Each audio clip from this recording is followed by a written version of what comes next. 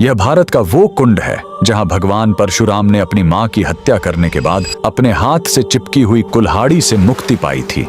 यह कहानी है महान ऋषि जमदग्नि और उनकी पत्नी पतिव्रता रेणुका की। कहते हैं रेणुका हर दिन नदी से कच्चे घड़े में पानी लाती थीं और उनके सतीत्व के बल से वह घड़ा टूटता नहीं था। उनके 5 पुत्र थे जिनमें सबसे छोटे थे विष्णु अवतार परशुराम। एक दिन रेणुका ने नदी में कुछ गंधर्वों स्वर्ग के संगीतकार को जल क्रीड़ा करते देखा। उन्हें देखकर एक पल के लिए उनका मन मोह में पड़ गया और उसी क्षण उनके सतीत्व का बल टूटा और कच्चा घड़ा टूट गया। जब वो आश्रम लौटी तो ऋषि जमदग्नि ने अपने योग बल से जान लिया कि उनका मन भटक गया था। वो इतने क्रोधित हुए कि उन्होंने अपने पुत्रों को आज्ञा दी, अपनी मां का वध कर दो। जब चारों बड़े भाइयों ने मना कर दिया तो क्रोधित पिता ने उन्हें तुरंत पत्थर बन जाने का श्राप दे दिया। इसके बाद परशुराम ने पिता की आज्ञा को अपना धर्म समझा। उन्होंने भारी मन से अपनी कुल्हाड़ी उठाई और अपनी ही मां का सिर धड़ से अलग कर दिया। उनकी आज्ञाकारिता से प्रसन्न होकर जमदग्नि ने वरदान मांगने को कहा। परशुराम ने तुरंत अपनी मां को फिर से जीवित करने और साथ ही पत्थर बन चुके अपने चारों भाइयों को भी मुक्त करने का वर मांग लिया। सब फिर से जीवित हो गए, मानो कुछ हुआ ही ना हो। लेकिन कहानी यहीं खत्म नहीं हुई।